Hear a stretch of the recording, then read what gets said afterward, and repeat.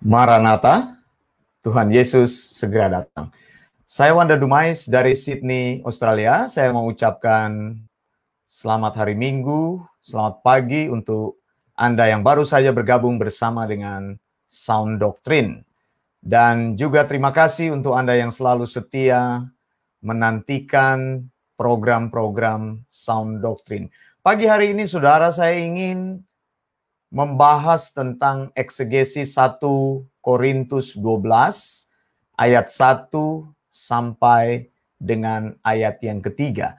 Nah, saudara, kalau kita membahas eksegesis mengenai 1 Korintus 12 ayat 1 sampai ketiga ini, ada banyak sekali informasi-informasi yang menarik yang perlu Anda ketahui, dan informasi-informasi ini akan menolong Anda untuk bertumbuh di dalam iman, dan juga informasi-informasi ini akan menolong Anda memahami Alkitab dengan lebih baik.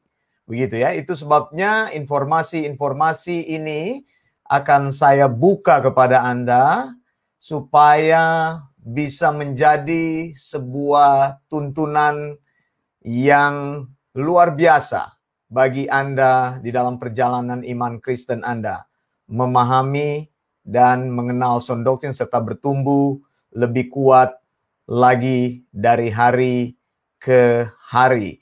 Terima kasih untuk teman-teman dan sahabat-sahabat kami yang selalu setia bergabung. Ibu Rina Siahaan, selamat pagi. Untuk Batam, terima kasih banyak sudah bergabung bersama. Terima kasih juga ada Ibu Kristen Ing Marcella dari Manado. Terima kasih sudah bergabung bersama. Selamat pagi untuk Manado. Dan juga ada Ibu Christine dari Batam. Selamat pagi, Bu Christine yang selalu setia dalam Sound Doctrine, menyebarkan dan juga menyampaikan Sound Doctrine kepada semua teman-teman yang ada. Nah, saudara yang dikasih Tuhan, mari kita lihat bersama apa yang terjadi di dalam 1 Korintus 12 ayat 1 sampai ayat yang ketiga. Ya, saya ingin kita bersama-sama melihat informasi ini. Nah, saudara yang dikasih Tuhan, ya, kita lihat latar belakang dari jemaat 1 Korintus, atau katakanlah surat 1 Korintus itu yang menjadi dasar penulisan Paulus, yaitu wilayah di Korintus. Saya ingin memberikan kepada saudara latar belakang mengenai jemaat di Korintus. Nah, saudara, jemaat di Korintus ini yang merupakan dasar penulisan surat 1 dan 2 Korintus ini adalah jemaat yang didirikan oleh Rasul Paulus. Oke, sekali lagi, jemaat ini didirikan oleh Rasul Paulus. Jemaat ini berdiri dalam perjalanan misi Paulus yang kedua. Kalau kita lihat di sini, ada kota Filipi yang adanya di Makedonia ini. Dalam Kisah Para Rasul 16, Paulus di sini mengalami bentrokan dengan orang-orang yang ada di Filipi, karena saat itu Paulus berhasil menyampaikan Injil, dan saat itu juga orang-orang yang biasa bertenung, yang bertenung kepada wanita tersebut, akhirnya tidak bisa lagi bertenung. Wanita tersebut akhirnya bisa dimenangkan oleh Paulus. Begitu ya. Jadi ada orang yang bisa dimenangkan oleh Paulus di Filipi. Kemudian Paulus di sini dihadapkan kepada penguasa setempat karena dilaporkan membuat keributan. Paulus dilemparkan ke dalam penjara di Filipi. Dari Filipi, Paulus bergerak ke Tesalonika. Jadi dia melewati Amfipolis, Apolonia, kemudian dia melewati Tesalonika. Jadi Anda bisa lihat di sini ya. Di sini dalam peta modern sebenarnya posisi ini di Laut Hitam ini adalah Turki. Begitu ya. Kemudian ini adalah daerah dari Greece atau Yunani ya. Jadi kita bisa melihat di sini wilayahnya di sini ya. Nanti saya akan tunjukkan petanya secara lengkap. Kemudian dari Tesalonika dia pergi ke Berea. Lalu Paulus terus berjalan ke arah selatan. Paulus singgah sebentar di Athena. Dari Athena ini Paulus masuk ke Korintus.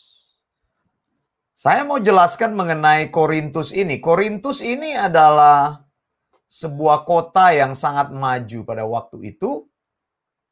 Nah, ada beberapa pertanyaan yang orang katakan, apakah Korintus ini kota daripada orang Yunani atau Korintus ini adalah kota daripada orang Roma?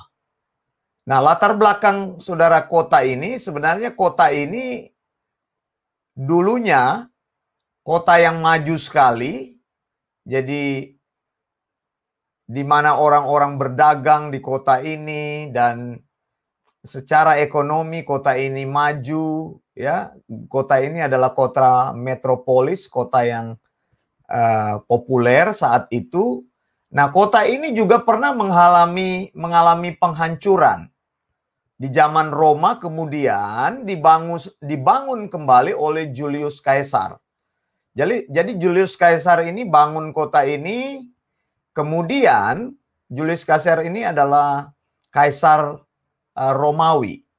Karena dibangun oleh Julius Caesar, maka kota ini dimasukkan warga negara Roma.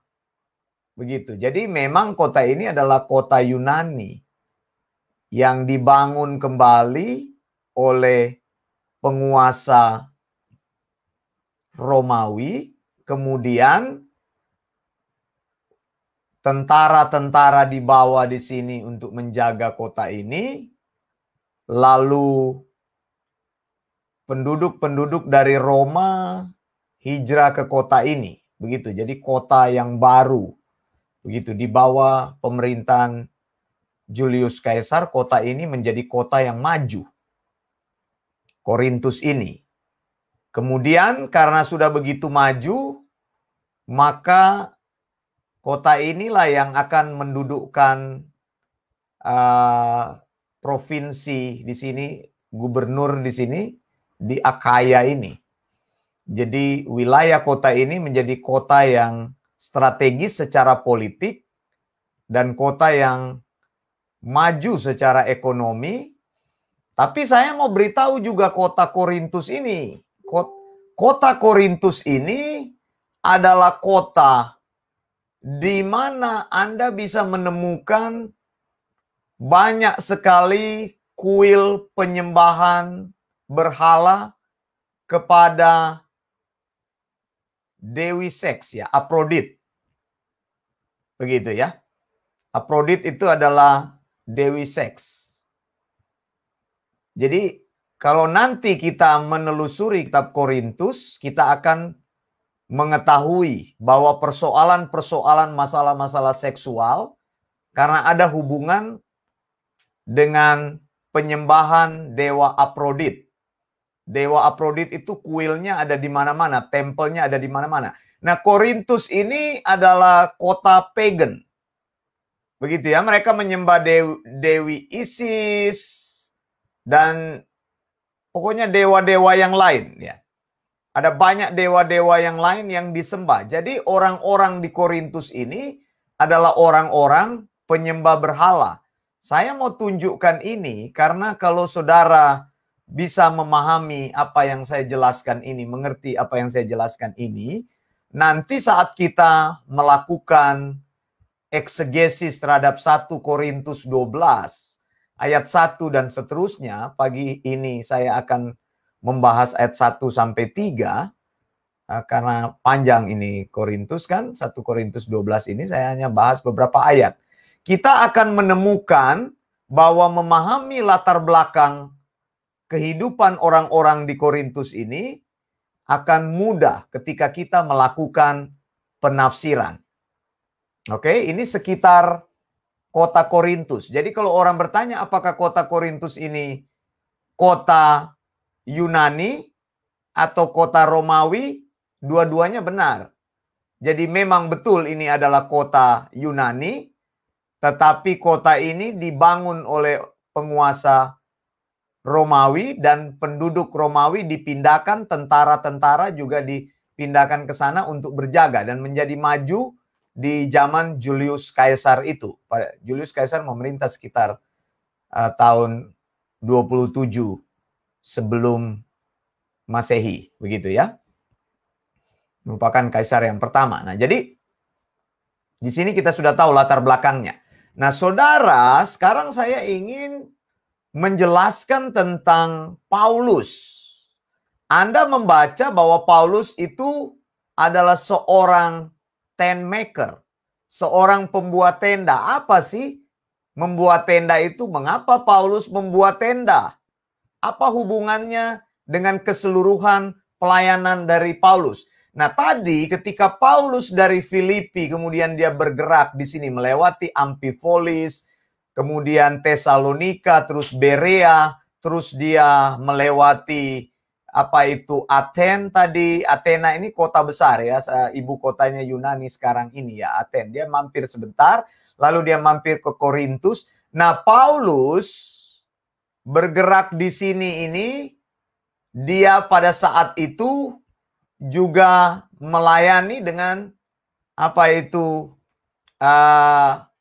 tanpa support. Memang dia tidak meminta support dari gereja begitu ya. Jadi dia menghidupi pelayanannya dan Paulus keahliannya membuat tenda, begitu kan? Begitu. Nah, mengapa Paulus punya keahlian membuat tenda? Sekarang kita lihat dulu tempat kelahiran Paulus. Paulus kan dari Tarsus atau Tarsis. Itu adanya di wilayah Silisia atau Kilikia dalam bahasa Indonesia kan. Ini dia ini. Ini masuk wilayah, di sini kita lihat nih sebenarnya dari Syria ini. Kemudian di atas ini Turki ini ya, Kapadokia ini ya. Jadi penduduk Kilikia ini yang ada warnanya ini purple ini. Ya, penduduk Kilikia memang adalah penduduk yang menguasai keahlian membuat tenda. Gitu ya. Itu sebabnya Paulus menguasai. Jadi setiap orang yang hidup di Kilikia ini, paling enggak mereka menguasai satu keahlian. Keahliannya itu apa? Membuat tenda. Lalu kita bertanya, mengapa membuat tenda? Apa urgensi membuat tenda? Nah, saudara, membuat tenda itu merupakan bisnis yang populer pada waktu itu. Mengapa bisnis itu populer sehingga orang Kilikia semua punya keahlian membuat tenda? Karena banyak sekali terjadi perpindahan atau migration penduduk itu, trader-trader, para pedagang-pedagang itu, mereka berdagang dari satu tempat ke tempat yang lain, termasuk mereka berdagang di Korintus. Begitu ya. Nah, informasi pada saat itu bahwa karena banyak sekali pedagang-pedagang yang melakukan bisnis mereka begitu ya, bisnis mereka berdagang, pengusaha. Ini kebanyakan ketika mereka pindah dari satu kota ke kota yang lain untuk berdagang, penginapan itu sangat susah dicari. Begitu saudara. Jadi apa yang dilakukan pedagang itu? Mereka membawa tenda dalam perjalanan mereka berdagang, supaya mereka tidak terhalangi ketika mereka mau tinggal di satu tempat di mana tempat itu penuh, tempat penginapan. Jadi usaha-usaha penginapan zaman dulu belum begitu marak.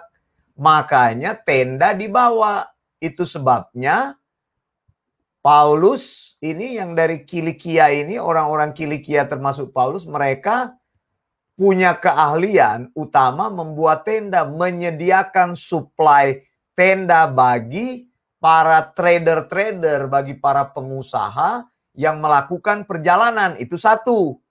Lalu kedua, mengapa tenda? Tenda ini banyak sekali dibutuhkan oleh kelompok militer untuk mengamankan wilayah-wilayah baru yang mereka duduki, seperti kota Korintus ini kan kota sebenarnya wilayah daripada orang Yunani, kemudian di bawah penguasaan orang Romawi. Jadi tentara-tentara dipindahkan di sana dan tentara-tentara itu tinggal di tenda-tenda. Itu sebabnya Paulus menjadi pembuat tenda. Nah, membuat tenda ini definisinya di sini bukan hanya membuat tenda, jadi membuat tenda yang baru, tapi juga memperbaiki tenda yang rusak. Jadi sekaligus servis begitu ya.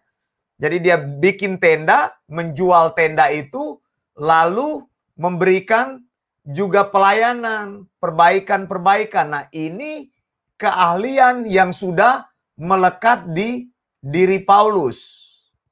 Begitu. Dalam juga kenyataan-kenyataan yang kita baca di Alkitab, Paulus juga menggunakan keahliannya mengajar. Tetapi dalam banyak kesempatan, Paulus lebih banyak melakukan pekerjaan membuat tenda. Makanya dia dikenal sebagai pembuat tenda daripada seorang dosen.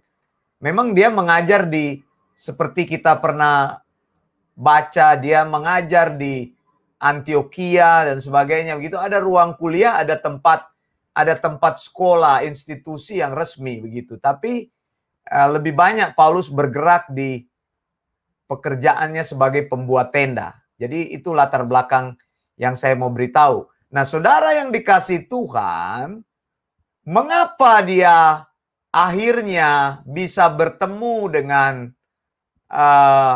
Priscilla dan Aquila? Coba kita lihat. Coba kita lihat di sini dalam Kisah Para Rasul 18 dikatakan Paulus meninggalkan Athena lalu pergi ke Korintus. Di Korintus ia berjumpa dengan orang Yahudi yang bernama Aquila. Aquila ini baru datang dari Italia bersama dengan istrinya. Mengapa dia datang dari istrinya? Karena Aquila sedang mentaati perintah Kaisar. Karena orang-orang Yahudi itu di-ban, tidak boleh masuk Roma. Jadi orang-orang Yahudi yang tinggal di Roma akhirnya mereka melarikan diri. Nah, saudara, sejarah mencatat bahwa Paulus ini ketika dia sedang mencari pekerjaan dan sedang mencari tempat tinggal, dia bertemu dengan orang yang namanya Aquila dan orang yang namanya Priscilla. Jadi Aquila dan Priscilla ini bisnis utamanya memang membuat tenda. Ya. Kisah Para Rasul 18 ayat 3 mencatat mereka bersama-sama tukang kemah. Nah, saudara, kalau saudara lihat dalam keterangan-keterangan lain, Priscilla dan Aquila ini adalah orang terpandang, atau Aquila dan Priscilla ya. Saya sebutkan nama suaminya lebih dulu ya. Aquila dan Priscilla ini orang terpandang. Mereka mempunyai rumah ya. Jadi pada saat itu apabila orang mempunyai rumah berarti mereka mempunyai budak-budak dan para pekerja. Nah, mereka punya bisnis adalah membuat kemah atau tenda, tadi saya bilang. Mensuplai, menjual itu, memperbaiki. Nah, ketika Paulus datang ke Korintus, dia punya keahlian ini, ternyata bisa digunakan di dalam bisnisnya Aquila dan Priscilla. Tetapi Alkitab mencatat juga ada hal yang luar biasa. Ternyata dalam persinggungan dengan Paulus, Aquila dan Priscilla ini akhirnya mengenal sound doctrine. Coba saudara lihat. Jadi Allah memakai berbagai macam situasi. Sebenarnya Paulus bekerja untuk mereka. Itu di sini dikatakan bekerja bersama-sama. Tapi saudara tahu Paulus dalam perjalanannya tadi saya bilang, dia tidak punya tempat tinggal, dia tidak punya pekerjaan, dan Aquila dan Priscilla ini sudah settle. Sudah settle di Korintus. Dikatakan Paulus singgah di rumah mereka. Begitu. Nah, karena pekerjaannya bersama membuat tenda, Paulus bekerja di situ, dan kita asumsikan bahwa Paulus adalah orang yang ahli membuat tenda karena berasal dari Kilikia, maka tentu saja Aquila dan Priscilla ini mulai menaruh perhatian khusus kepada Paulus.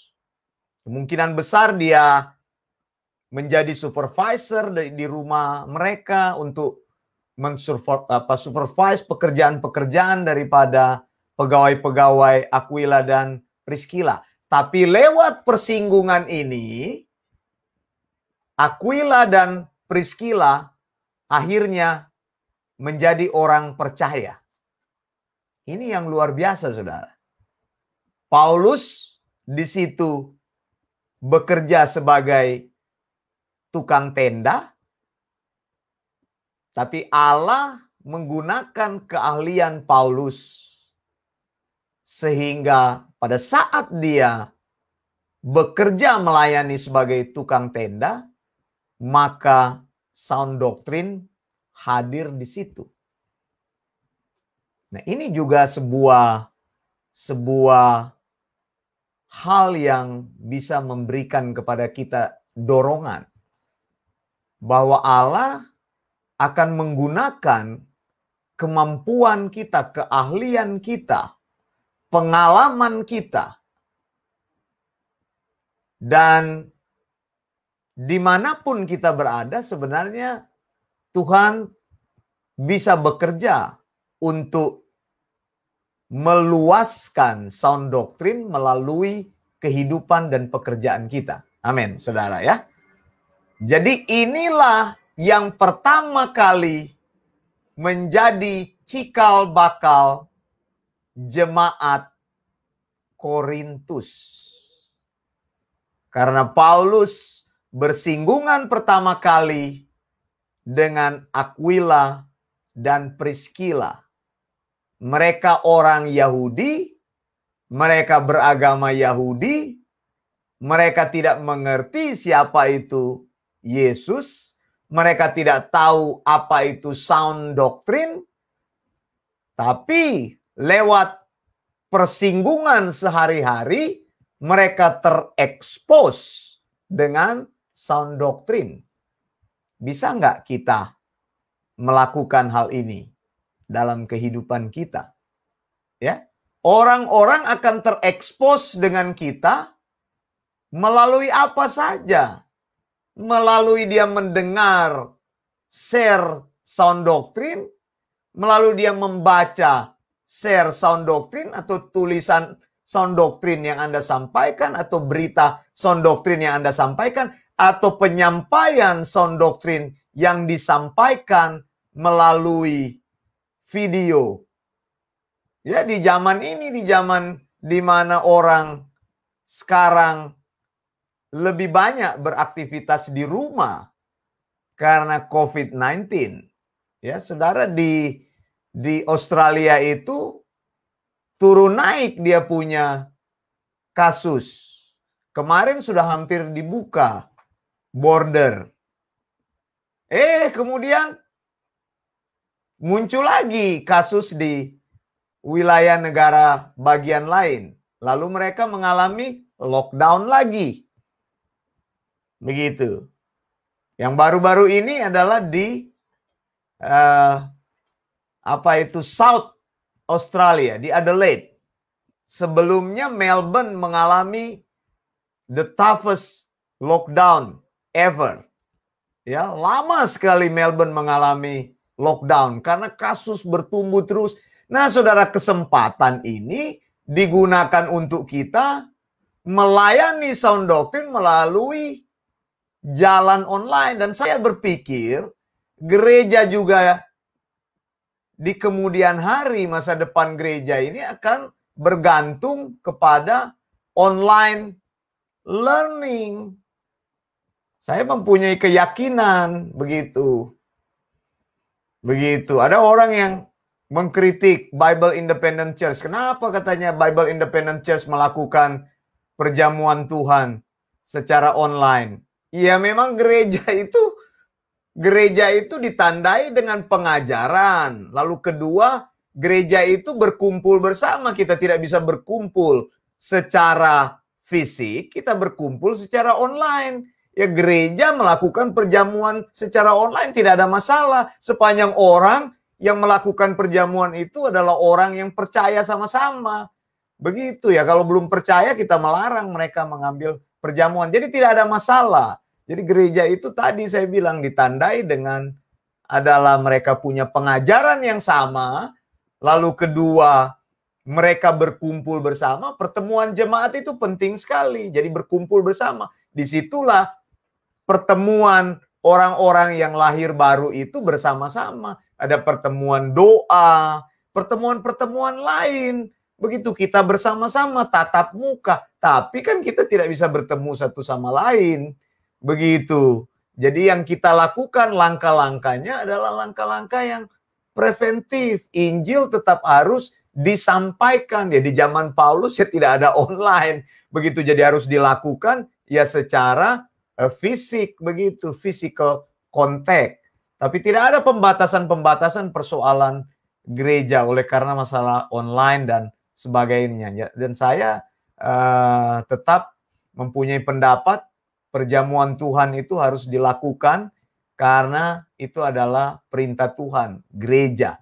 Begitu. Dan ini persoalan COVID ini akan lama sekali, ini diperkirakan masih sampai 5 tahun ke depan, katanya seperti itu. Jadi kita melayani dengan cara yang lebih lugas dan fleksibel. Jadi tidak ada masalah untuk mendatangi orang dengan Injil. Injil dibawa kepada mereka, begitu. Didekatkan kepada mereka. Zaman dulu Paulus mendatangi tempat itu, ya kita tidak bisa mendatangi sekarang. Injilnya kita bawa melalui teknologi. Semua orang sudah menyampaikan Injil secara teknologi itu sudah jauh sebelum COVID ada. Pemberitaan firman Tuhan disampaikan secara lugas melalui teknologi. Begitu. Tapi tidak membatasi kita untuk membuat gereja. Gereja itu orang yang berkumpul bersama dengan apa? Dengan pengajaran yang sama. Makanya saya dorong Anda yang mengikuti Sound Doctrine, pergunakan kesempatan untuk bertemu satu sama lain, karena orang-orang yang Sound Doctrine berkumpul bersama dengan orang-orang yang Sound Doctrine. Kemudian orang-orang yang Sound Doctrine menyebarkan Injil yang Sound Doctrine, memberi informasi tentang Sound Doctrine itu ada di mana. Ketika kita mengadakan kelas-kelas tertentu, ketika kita mengadakan kegiatan tertentu, ketika kita mengadakan pertemuan tertentu, jemaat-jemaat kita hadir dan kita tidak pernah memaksa orang untuk mengikuti ajaran kita. Mereka akan datang ketika mereka mengenal Sound Doctrine bahwa itu adalah ajaran yang benar. Di sini saudara, Paulus masuk melalui keahliannya. Jadi gereja Korintus terbentuk Karena apa? Karena keahlian yang Paulus miliki. Saudara, kita tidak tahu kalau Anda punya keahlian tertentu, keahlian-keahlian Anda itu akan digunakan oleh Tuhan untuk membuka jalan bagi pengajaran sound doctrine itu bisa diluaskan. Begitu. Jadi, kalau ada keahlian tertentu, jangan dimatikan keahlian itu. Kembangkan keahlian itu. Lihat, Paulus bertemu dengan Aquila dan Priscilla. Kemudian jemaat di Korintus ini akhirnya menjadi berdiri. Nah, saudara yang dikasihi Tuhan, tahun berapa sebenarnya surat Korintus itu muncul? Nah, gampang menghitungnya, saudara. Paulus sebenarnya mengunjungi Korintus tadi itu sekitar tahun, karena perjalanan misi Paulus yang kedua tadi saya katakan, sekitar tahun 51 sampai 52. Tidak lama di situ Paulus. Paulus tidak lama di situ. Hanya kurang lebih 1 tahun Paulus ada di Korintus. Kemudian dikatakan Paulus setelah dia mendirikan jemaat tersebut, dia kemudian kembali lagi ke Yerusalem, lalu dia singgah lama di Efesus. Begitu ya, ini ada mapnya. Tapi saya gunakan map yang tadi yang lebih oke. Jadi dari Korintus di sini, Paulus pergi ke Efesus. Jadi tahun 51-52, dia pergi ke Efesus. Di Efesus dia itu 3 tahun. Nah, saudara, ketika dia melayani di Efesus selama 3 tahun itu, 3 tahun kurang lah, katakanlah itu, kemudian datanglah laporan-laporan kepada Paulus bahwa ada masalah-masalah di jemaat Korintus. Nah, ini kembali lagi saya mau sampaikan kepada saudara. Penting sekali kita berada di satu gereja yang mengajar. Sekali lagi saya bilang, yang punya ajaran yang jelas, yang punya kurikulum pengajaran gereja yang jelas, saudara. Jadi bukan cuma gereja yang khotbah-khotbah motivasi, bukan cuma gereja yang cuma khotbah-khotbah yang omong kosong, bukan. Gereja yang mengajarkan kebenaran-kebenaran yang sebenar-benarnya. Nah, saudara, ini saja Paulus sudah mengajar di Korintus tentang sound doctrine. Selama 1 tahun dia melayani di sana. Kemudian dia pindah pergi ke Efesus. Kalau kita lihat di sini. Nah, ketika Paulus absen, tidak ada di Korintus ini, muncullah serigala-serigala. Yang saya maksudkan bukan binatang, tapi pengajaran sesat yang ingin merusak pekerjaan Tuhan. Saudara, hati-hati. Ini saja Paulus sudah mengajar dengan benar, memberitakan sound doctrine. Apalagi kalau Anda tidak mengajar dengan benar. Anda sebagai gembala, aduh saya lihat itu topik-topik ibadah itu. Ngomong perkataan yang menguatkan topiknya. Terus ngomong bagaimana menjadi orang yang sukses. Aduh, ini bukan topik-topik jemaat ini. Saudara, kalau begitu baca buku aja itu. Motivator banyak sekali. Di gereja jangan bicara tentang motivasi. Gereja itu tempatnya bicara tentang sound doctrine. Ya. Ajaran-ajaran Alkitab itu dieksegesis dengan ketat sehingga menghasilkan pengajaran yang sound doctrine, dan pengajaran yang sound doctrine akan menghasilkan praktek beriman yang sound, yang benar. Ini saja Paulus sudah mengajarkan ajaran yang benar. Dia absen 3 tahun itu, masuklah serigala-serigala yang membawa ajaran-ajaran yang sesat. Jadi saudara, peperangan kita yang terjadi saat ini itu bukan peperangan rohani itu, tengking-tengking setan itu doa keliling. Bukan itu peperangan kita, berperang melawan ajaran-ajaran yang sesat. Di sini kemudian timbul di Korintus ini ketika Paulus tidak ada dengan mereka ini, muncullah apa yang disebut dengan pengajaran Gnostik. Pengajaran Gnostik itu adalah ajaran-ajaran yang percaya kepada pengajaran atau praktek-praktek dewa-dewa. Mengapa saya katakan tadi? Tadi ada latar belakangnya kan? Coba saya besarkan ini.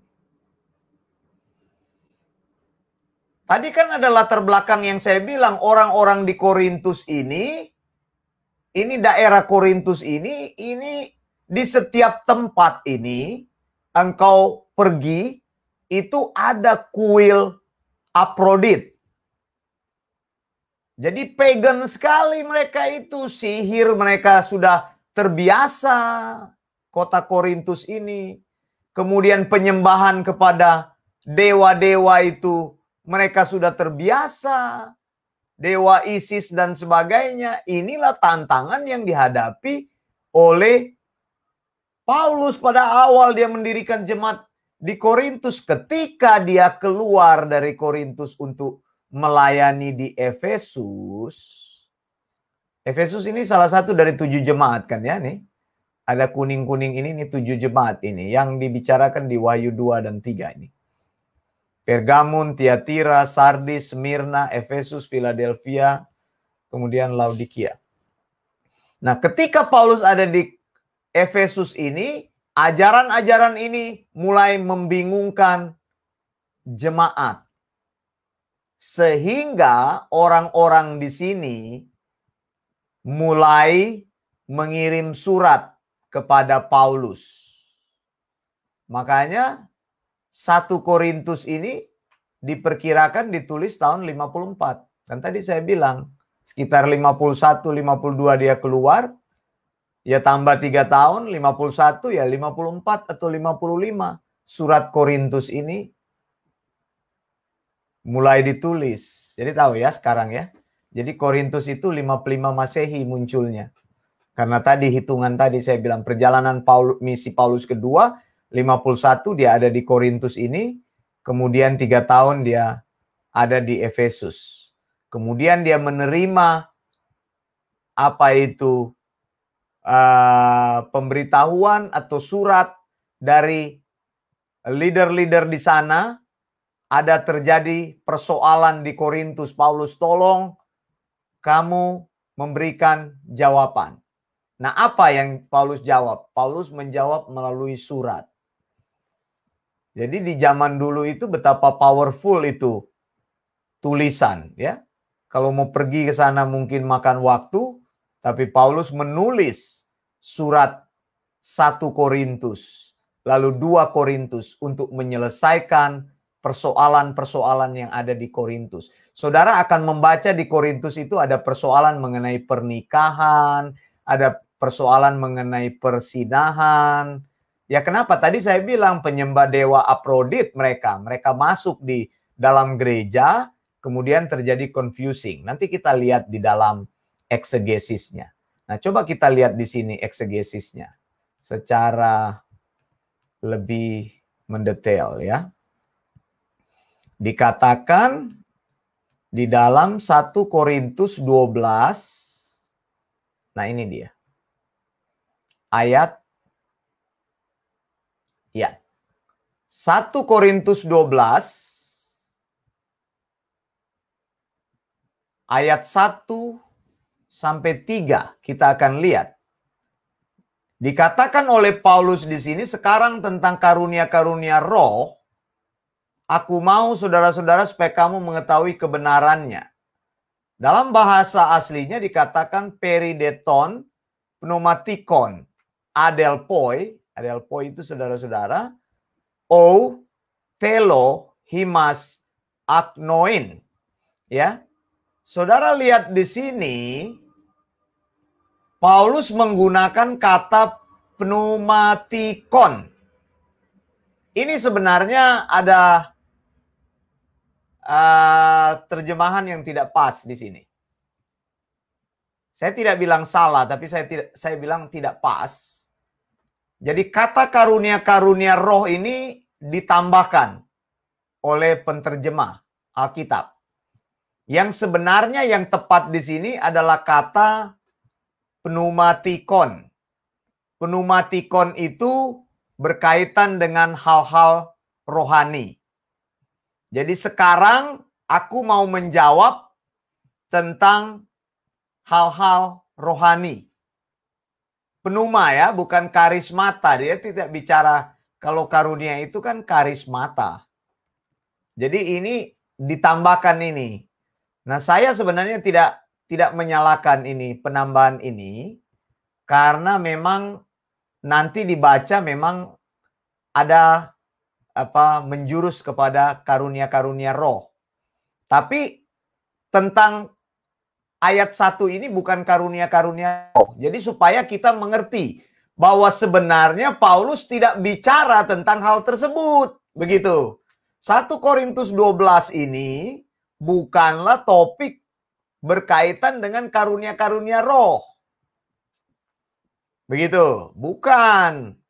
Dia bicara tentang pneumatikon di sini.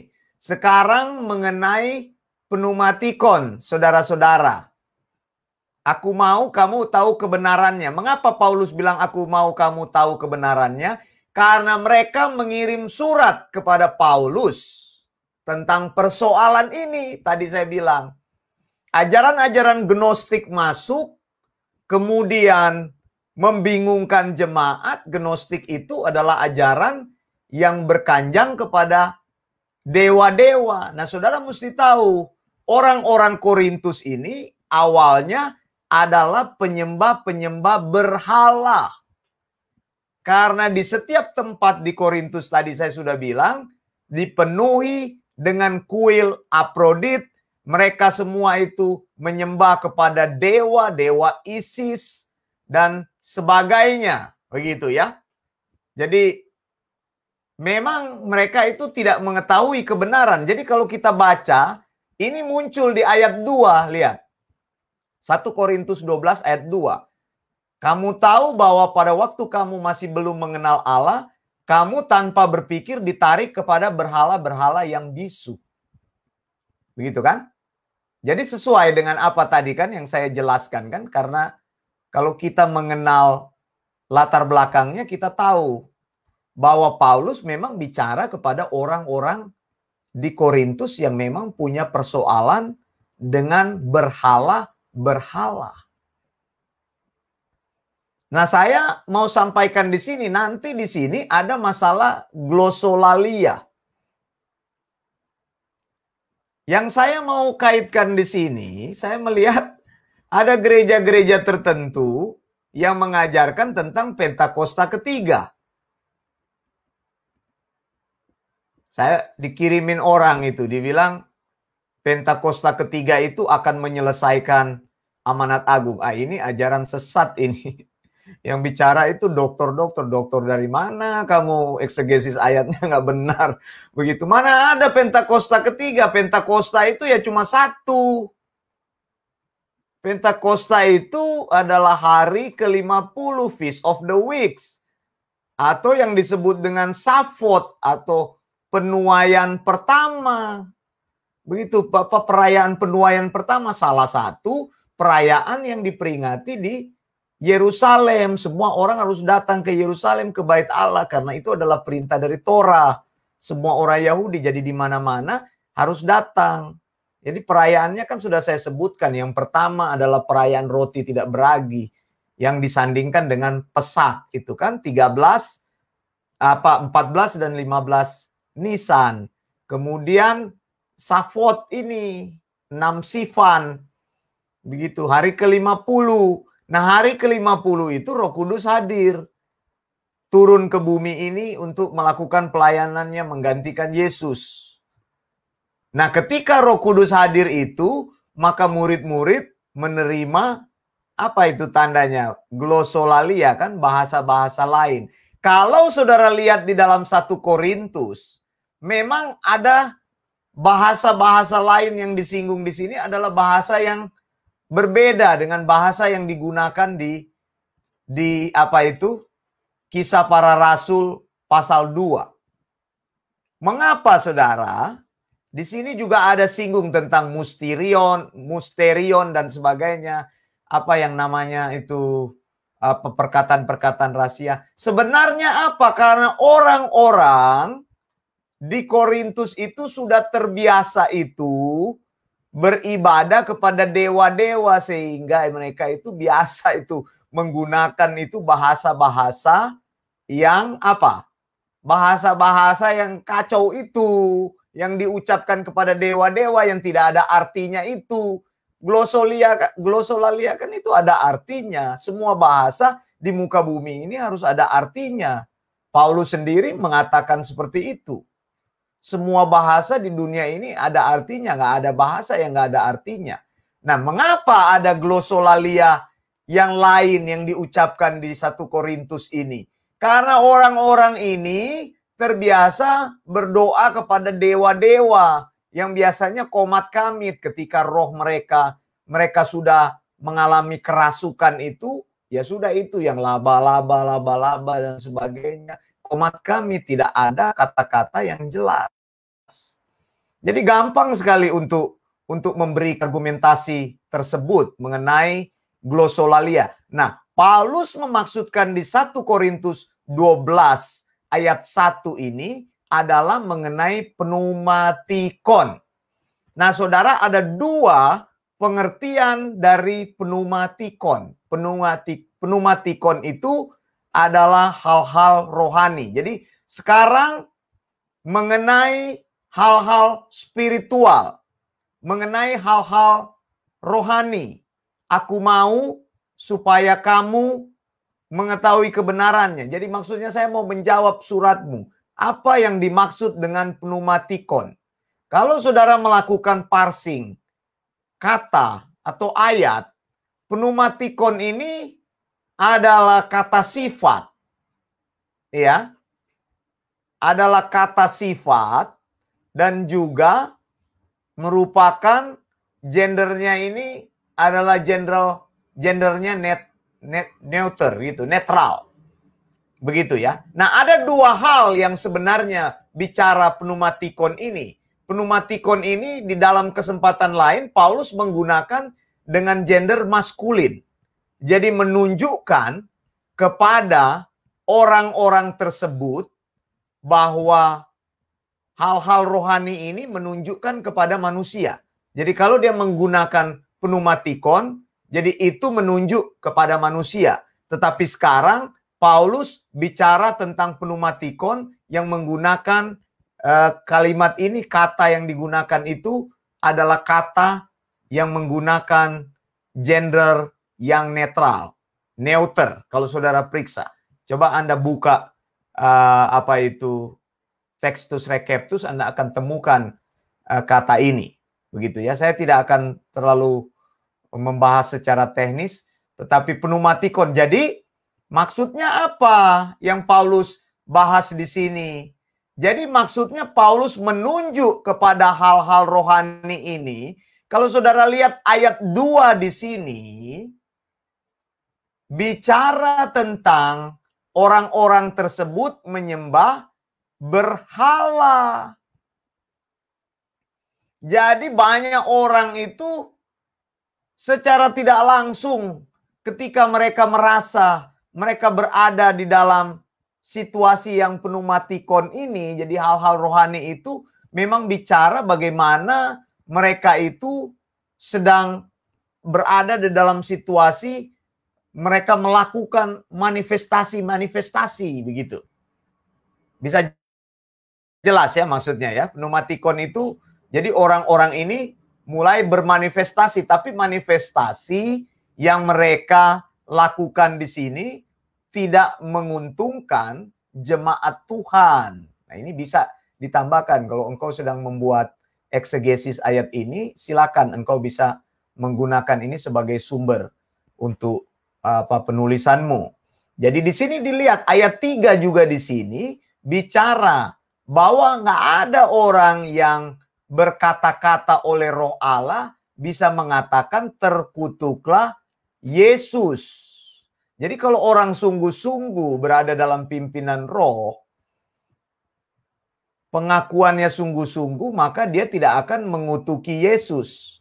Tapi Anda tahu, dalam sebuah ibadah ketika orang mengalami kerasukan, mereka sendiri tidak bisa mengontrol omongannya.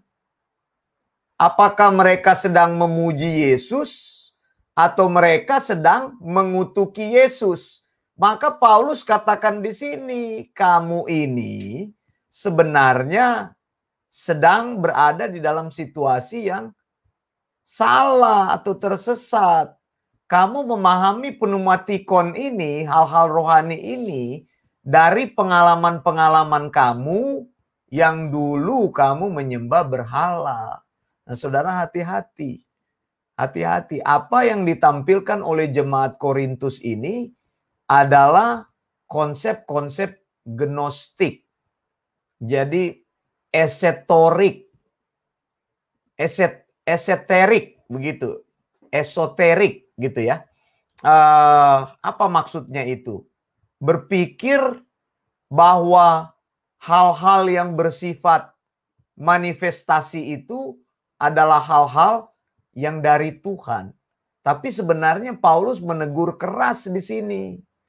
Begitu. Kalau kamu ikut Tuhan, kamu tidak bisa mengikut Tuhan dengan tetap melakukan kebiasaan-kebiasaan kamu yang dulu.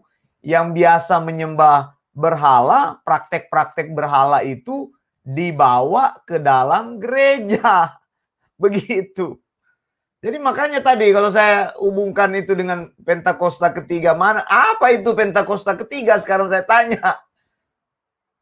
Apa pengalaman apa yang akan engkau bawa untuk menyelesaikan pekerjaan Injil? Pekerjaan Injil itu amanat agung diselesaikan. Matius 28. Coba saya baca Matius 28. Saya bacakan aja, makanya jangan ngawur mengajar. Matius 28 jelas di sini amanat agung. Bagaimana menyelesaikan amanat agung di sini? Matius 28 bilang apa? Ayat 19 dan 20. Karena itu pergilah. Ini perintah Tuhan. Jadikanlah semua bangsa muridku. Nah, before you make some disciple, you need to sit tightly, properly, to be a disciple. Jadi sebelum kamu pergi, ini kan perintah yang kita pahami ketika Yesus memberikan perintah kepada murid-murid karena mereka sudah lulus dalam sekolahnya Tuhan.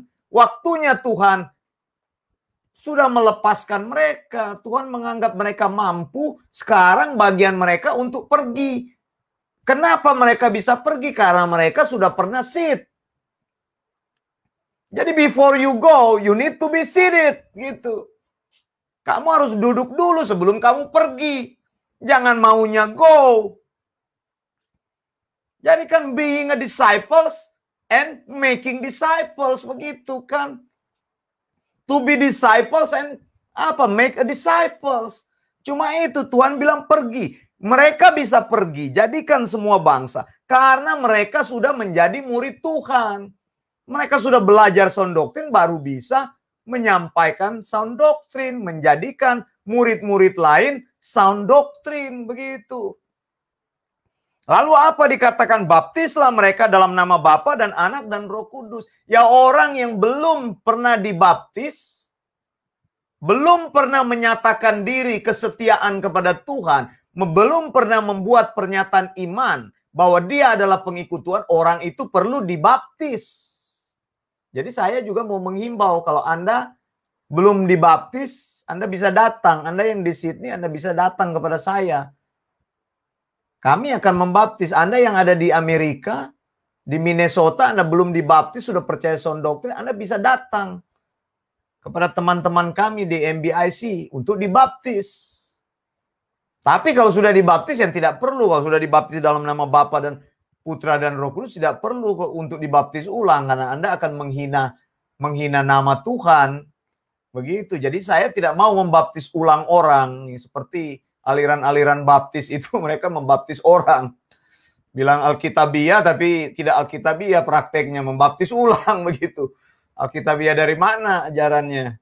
Itu aja udah nggak benar. Lalu kedua, ayat 20, ajarlah mereka melakukan segala sesuatu. Jadi menjadi murid, lalu kita memberikan pengajaran. Jadi amanat agung itu diselesaikan dengan mengajar, bukan Pentakosta ketiga. Itu ajaran ngawur sekali itu Pentakosta ketiga itu. Apa yang dihasilkan? Tidak ada. Yang Yesus perintahkan itu pergi. Jadikan, kalau kamu sudah ada di sound doctrine, baru bisa kamu pergi. Tapi kalau belum sound doctrine, apa yang mau diajarkan? Ya, ajaran yang ngawur kan? Begitu. Jadi to be a disciples and making disciples. Kita bisa menjadikan murid kalau kita sudah dimuridkan. Kedua, ajarkan mereka. Jadi penyelesaian amanat agung Tuhan terjadi ketika kita mengajar orang mengenal sound doctrine dan melakukan sound doctrine. Dengar Yesus bilang, ajarlah mereka melakukan segala sesuatu yang telah kuperintahkan kepadamu. Jadi semua yang Yesus perintahkan, ya meskipun jalan itu sempit, susah. Tapi kalau itu diperintahkan Tuhan, ya itu harus dilakukan. Jadi kita ajarkan supaya mereka bisa mempraktekannya. Murid kita yang disebut dengan mereka itu siapa? Murid. Karena itu saudara lihat di sini Paulus tegur bahwa ajaran-ajaran atau praktek beriman orang di Korintus tidak benar di sini. Makanya hal-hal yang disebut dengan pneumatikon itu yang dianggap itu manifestasi-manifestasi, itu manifestasi yang kamu munculkan ketika kamu beribadah kepada dewa-dewa. Kamu nggak sadar, waktu kamu lagi mempraktekkan itu, kamu sudah mengutuk-ngutuk Yesus. Kenapa? Karena bahasanya tidak dimengerti. Salah satu kan yang dikritik adalah glosolalia itu. Jadi orang yang menyembah Tuhan, itu hanya mengagungkan nama Tuhan. Makanya lebih bagus pakailah bahasa yang dimengerti. Paulus bilang semua bahasa di muka bumi ini dimengerti. Kalau engkau bilang bahasa roh itu tidak ada di Alkitab. Saya menentang kata-kata itu, istilah itu salah sekali. Bahasa lidah juga susah ditafsirkan bahasa lidah. Mana ada bahasa dan lidah? Karena arti daripada lidah itu figuratifnya bahasa. Yang lebih itu tidak bisa diterjemahkan. Mungkin terjemahannya bahasa baru yang lebih tepat. Saat itu bahasa baru, sekarang ya sudah tidak bisa lagi bahasa baru. Bahasa yang susah aja orang bisa pelajari. Anda dengar para misionaris pergi ke Papua yang banyak sekali bahasanya. Papua itu paling banyak bahasanya. Tapi mereka bisa belajar dan mereka bisa menggunakan bahasa itu menerjemahkan Alkitab di dalam bahasa setempat. Begitu. Jadi di sini, lihat di sini ayatnya ini. Ini persoalan muncul karena mereka penyembah-penyembah berhala yang dipengaruhi lagi. Setelah Paulus pergi, serigala-serigala itu muncul. Jadi saya mau katakan, satu, awasilah ajaranmu. Awasi saudara, setiap kali kamu mengajar, berdiri menyampaikan firman, ajaranmu harus diawasi. Dan yang kedua, awasi pengajaran-pengajaran sesat. Kamu lengah sedikit, Paulus cuma pergi sebentar, 3 tahun, ajaran-ajaran yang sesat itu masuk, mempengaruhi, bahkan membuat jemaat itu bingung. Mereka tidak lagi sound doctrine, tetapi mereka kembali lagi kepada ajaran-ajaran yang salah. Saya Wanda Dumais dari Sydney, Australia. Saya ingin mengucapkan Maranatha, Tuhan Yesus segera datang.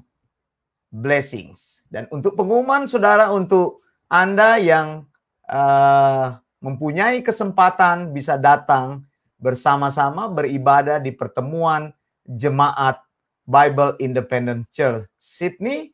Kita ada ibadah jam 5 sore dari Sydney dan Anda bisa menyesuaikan waktu dengan waktu yang sudah kami tuliskan. Terus ada kegiatan-kegiatan kami yang lain, bergabunglah. Semuanya kami sediakan free of charge dalam usaha kami untuk menyelesaikan amanat agung yang Yesus perintahkan kepada kami.